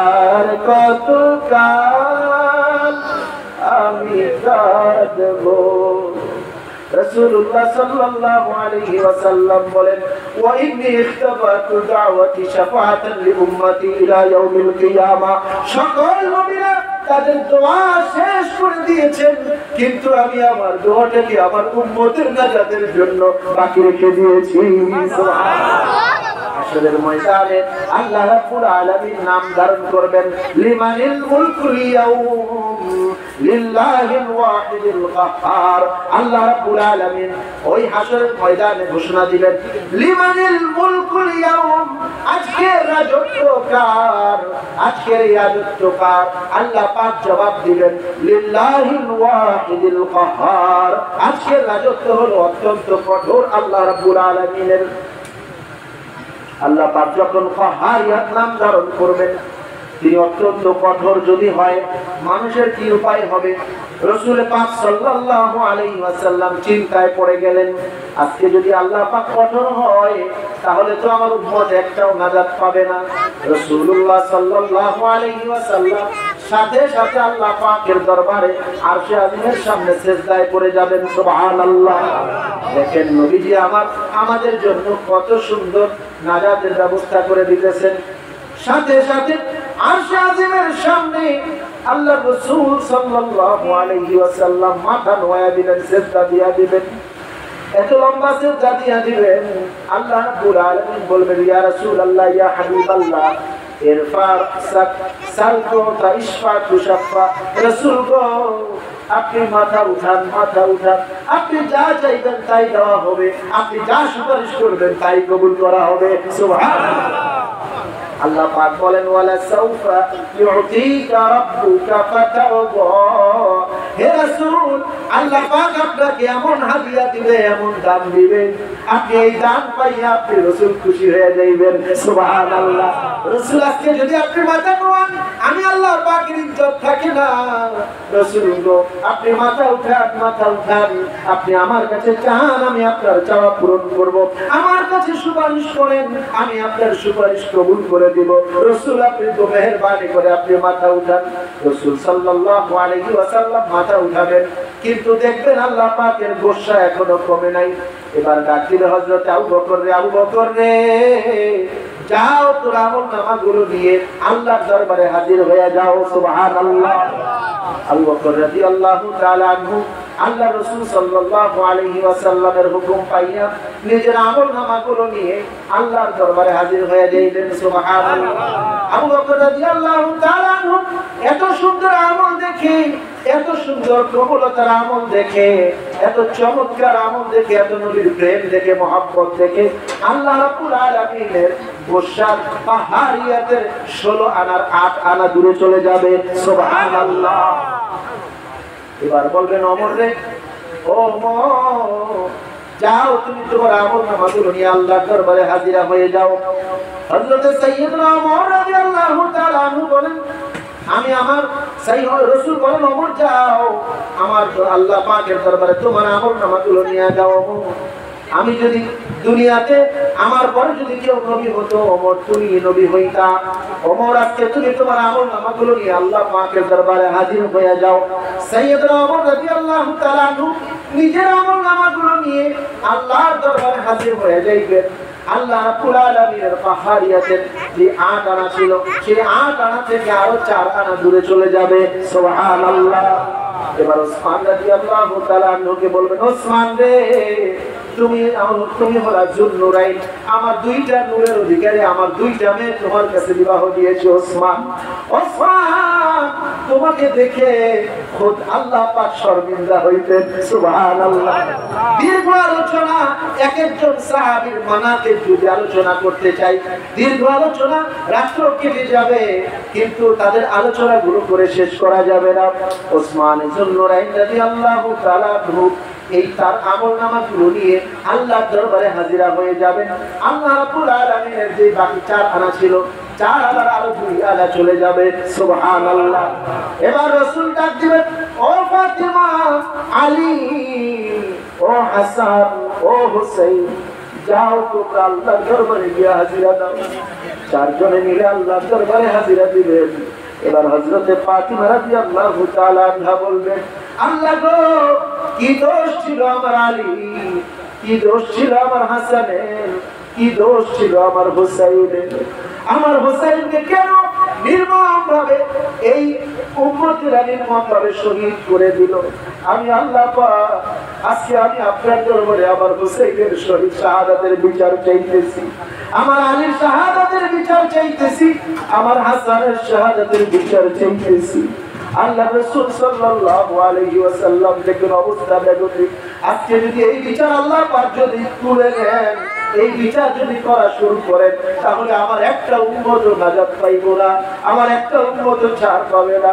আল্লাহ রাসূল সাল্লাল্লাহু আলাইহি ওয়াসাল্লাম বলেন, ফাতিমা রে, ও মা ফাতিমা, তোমার কাছে আমি তোমার বাবা হিসেবে ফরিয়াদ জানাইতেছি। ফাতিমা রে, আজকে সমস্ত বিচার উজ্জ্বল করে দাও, সমস্ত বিচার উঠায় নাও, সমস্ত বিচার তুমি উঠায় নাও। আর আজকে তুমি তোমার বাবা উম্মতের নাজাতের জন্য আল্লাহর কাছে তুমি বিচার খাই করো। সুবহানাল্লাহ।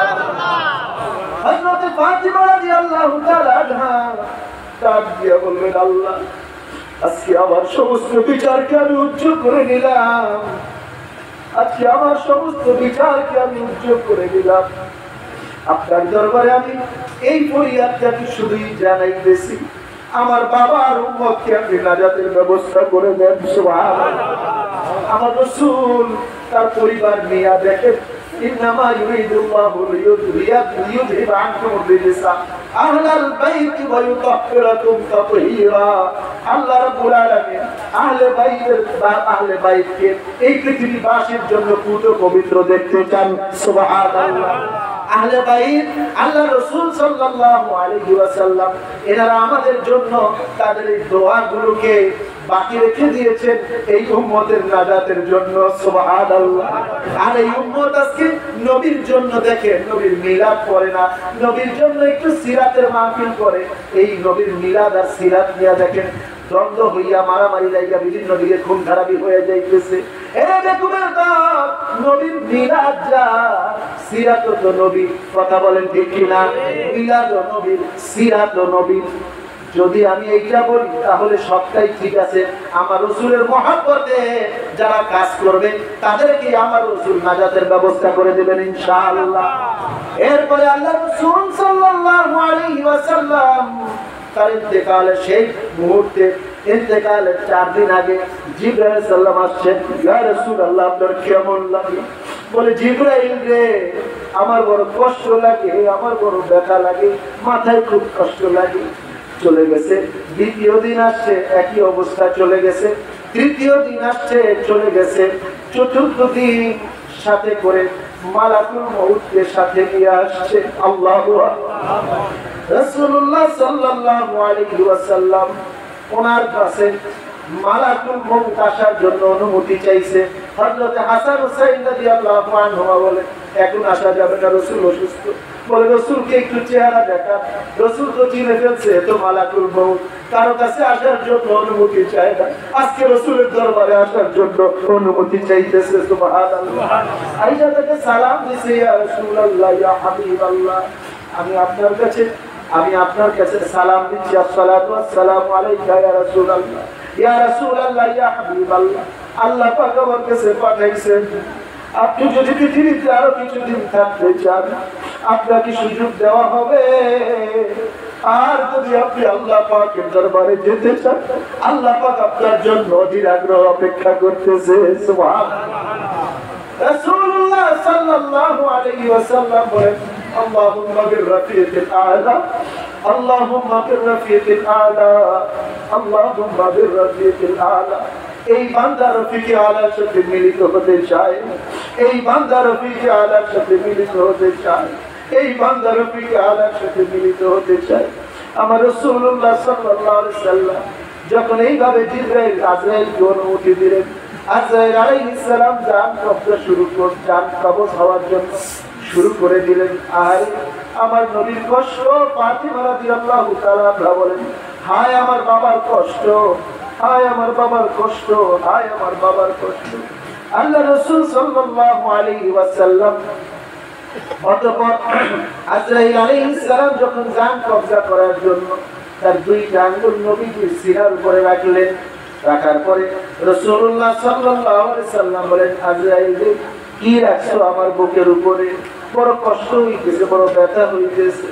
বলে, ইয়া রাসূলুল্লাহ ইয়া হাবিবাল্লাহ, পৃথিবীর শুরু থেকে এই পর্যন্ত কোন মানুষকে এত আসানের সহিত আমি কখনো জান কবজা করি নাই। বলে, আজরাইল রে, যদি এই অবস্থা হয় সবচাইতে কম আসান যদি এইটাই হয়, তাইলে আজরাইল রে আমার উম্মতের কি ব্যবস্থা হবে? আজরাইল রে, আমার উম্মতের কি অবস্থা হবে? আমার উম্মত এত কষ্ট সইতে পারবে না। রাসূল বলেন, আজরাইল রে, আমার উম্মতের যত কষ্ট হয় সব একত্রিত করিয়া তুমি আমারে কষ্ট দিয়ে আমার জানটা দিয়া নাও। তখন আজরাইল আলাইহিস সালাম এই উম্মতের ভার লাঘবের জন্য, এজন্য রাসূল বলেন, উম্মত যখন যারা মুমিন মুসলমান তারা এমন ভাবে তাদের জান কবজা হবে যেন পানির মধ্যে মাছ যেরকম সাঁতার কাটে কোনো আওয়াজ হয় না, এই রকম ভাবে মুমিনের জানকে কবজা করে নেওয়া হবে। সুবহানাল্লাহ।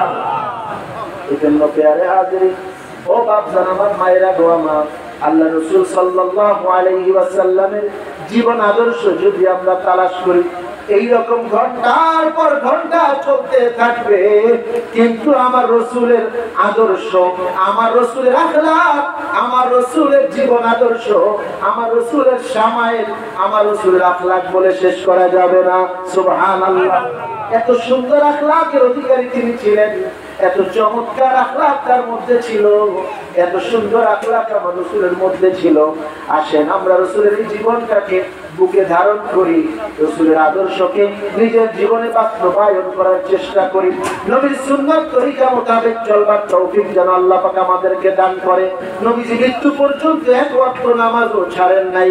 ও বাচ্চারা আমার, ভাইরা গো আমার, ও মা বোনেরা আমার, তোমাদের হাতে ধরি, পায়ে ধরি, বলে যাই, সুস্থ থাকো অসুস্থে থাকো, ভালো থাকো আর মন্দে থাকো, বিপদে থাকো আর আপদে থাকো, যে অবস্থায় থাকো না কেন, বৃদ্ধ আবার বৃদ্ধ বনিতা, তোমার 8 বছর 10 বছর বয়স হওয়ার পর থেকে মৃত্যু পর্যন্ত কখনো তুমি নামাজ কামাই দিবা না। রাজি আছো কি নাই? কে কে রাজি আছো? হাত তুলে দেখাও। নারায়ে তাকবীর, নারায়ে তাকবীর। নামাজ ছাড়বেন না, নামাজ ছাড়বেন না, ধরবেন, ধরবো, নামাজ ছাড়বেন না, ধরবেন, ধরবো, নামাজ ছাড়বেন না, ধরবেন, ধরবো। যারা নামাজ পড়তে একটু গড়িমসি করেন, বাবারা গো, নামাজ পড়তে গড়িমসি কইরেন না। ও বাবারে, হাসরের ময়দানে সর্বপ্রথম আপনার জন্য আমার জন্য নামাজের হিসাব নেওয়া হবে। নামাজের হিসাবে মুক্তি পাইবেন, বাকি সামনের রাস্তা মুক্তি পাইবেন। নামাজে ধরা খেয়ে যাইবেন, সামনের দিকে ধরা খেয়ে যাইবেন। নামাজটা সকলে 5 ওয়াক্ত নামাজ আদায় করবেন। ও বাবা, ও বাবা জান, মায়েরা গো আমার, নামাজ পড়লেন, এইটা হলো আল্লাহ পাকের দেওয়া ডিউটি। সুবহানাল্লাহ। এটা আল্লাহর দেওয়া কি বিউটি। আর আল্লাহ পাকের দরবারে 5 বার আপনার আমার নাম হাজিরা হয়। আহারে আপনি যে এত দামি নবীর উম্মত হইছেন, নবীর দরবারে কিছু হাজিরা দেওয়া লাগবে না? নবীর দরবারে কিছু হাজিরা দেওয়ার দরকার আছে কি নাই? আছে কি নাই? ও মা বোনেরা গো, আমার বাপজানরা গো, আমার আপনাদের কাছে একটা ওজিফা দিয়া যাই, প্রত্যেকে বাদেশা কমের পক্ষে 100 বার, যারা তরিকতের মাসলাকের মধ্যে আছেন, যারা না আছেন, সকলকে আমি বলে দিচ্ছি ভাই, তরিকত আপনাকে জাহান্নামে নিবে না, তরিকা আপনাকে জান্নাতে নিবে যদি আপনি হক তরিকার মধ্যে থাকেন। কথা বুঝতে পেরেছেন? যদি আপনি হক তরিকার মধ্যে থাকেন, নামাজ না পড়া যেটা তরিকা সেটা জান্নাতের তরিকা না, সেটা জাহান্নামের তরিকা। যেই তরিকার মধ্যে নামাজ নাই, যেই তরিকার মধ্যে নামাজ নাই, সেটা কিন্তু জান্নাতের তরিকা না, সেটা জাহান্নামের তরিকা। এই জন্য বাপজান আমার, মায়েরা গো আমার, নামাজ 5 ওয়াক্ত পড়বেন, পড়ার পরে ফজরের পরে মাগরিবের পরে একটু আল্লাহর সময় দিবেন।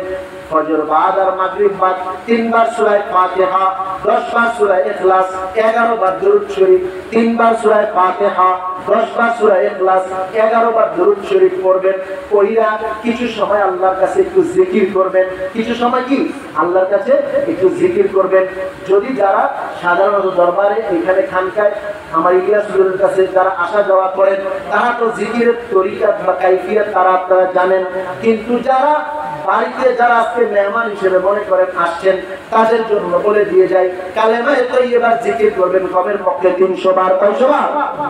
300 বার, কম পক্ষে 300 বার কালেমায়ে তাইয়্যিবা জিকির করবেন। ও বাবা, এরপরে কিছু সময় আল্লাহ আল্লাহ জিকির করবেন, ইসমে জাতের জিকির করবেন। জিকির করলে কি হয় জানেননি? জিকির করলে দিল পরিষ্কার হয়, জিকির করলে মন পরিষ্কার হয়, জিকির করলে আল্লাহ পাক তাকে স্মরণ করতে থাকে। সুবহানাল্লাহ। আপনি যদি আল্লাহর জিকির করেন, আল্লাহ আপনার জিকির করবেন। আল্লাহ আপনি যদি আল্লাহর জিকির করেন, আল্লাহ পাক আপনার জিকির করবে। সুবহানাল্লাহ। এইভাবে জিকির করবেন। আমরা এখনই জিকির করব ইনশাআল্লাহ। আর এশারের পরে সকলে 100 বার, কমের পক্ষে 100 বার দুরূদ শরীফ পড়বেন। আল্লাহুম্মা সাল্লি আলা সাইয়্যিদিনা মুহাম্মাদিন মা'দানিল জুদি ওয়াল কারামি ওয়া আলিহি ওয়া আসহাবিহি ওয়া সাল্লিম। আল্লাহুম্মা সাল্লি আলা সাইয়্যিদিনা মুহাম্মাদিন মা'দানিল জুদি ওয়াল কারামি ওয়া আলিহি ওয়া আসহাবিহি ওয়া সাল্লিম। اللهم صل على سيدنا محمد معدن الجود والكرم وآله وأصحابه وسلم। এই দুরূদ শরীফ বাবা সকলে 100 বার করে পড়বেন, যারা নতুন। আর যারা পুরাতন তারা 100, 200, 300 এইভাবে 900 বার, 1000 বার পর্যন্ত জিকির করবেন ইনশাআল্লাহ। এইভাবে চালায়া যাইবেন। রাসূলের সাথে দেখবেন একদিন আপনার দিদার হয়ে যাবে। আর রাসূলের সাথে দিদার হলে তো আপনি তো ইনশাআল্লাহ রাসূলের শাফাত পেয়ে যাবেন ইনশাআল্লাহ। আল্লাহ রাব্বুল আলামিন আমাদের সকলকে কবুল করুন। সকলে বলি আল্লাহুম্মা আমিন। আসুন আমরা রাসূল পাক সাল্লাল্লাহু আলাইহি ওয়াসাল্লামের শানে একটু মিলাদ আগে জিকির করতাম, ঠিক আছে? আগে আসুন আমরা জিকির করি, সকলে নিয়ত করে নেই। বিসমিল্লাহির রহমানির রহিম।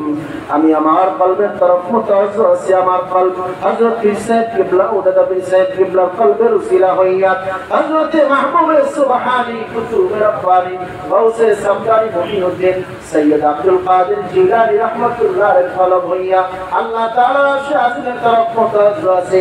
আল্লাহ তাআলা আরশে আজিম হইতে কাদেরিয়া তরিকার নিসবত অনুযায়ী আল্লাহ আল্লাহ इसके साथ एक ज़ुर्बी, 2 ज़ुर्बी, 3 ज़ुर्बी, 4 ज़ुर्बी जिक्रेर फायेज আমার কলবে প্রদান করুন ইয়া আল্লাহ। কলবে সকলে জবান খুলে আওয়াজ তুলে কলবের মধ্যে ধাক্কা দেই আল্লাহ। আবার কলব খনকুর নিঃশ্বাস টানতে বলি আল্লাহ। মুহাব্বতের সহিত সকলে এইভাবে জিকির করি। আমি প্রথমবার বলি, আমি প্রথমবার জিকির করি, আপনারা শোনেন। দ্বিতীয়বার একসাথে আপনারা একত্রে জিকির করবেন। কেউ আগেও করবেন না, কেউ পরেও করবেন না, কেউ জোরেও করবেন না, আজকেও করবেন না। সকলে একই সাথে চক্ষু বন্ধ করিয়া সকলে আওয়াজ করে জবান খুলে সকলে আল্লাহ পাককে মুহাব্বতের সহিত নিজের গুনাহের কথা স্মরণ করে করে আল্লাহ পাকের একটু জিকির করি। আল্লাহ আল্লাহ আল্লাহ আল্লাহ আল্লাহ আল্লাহ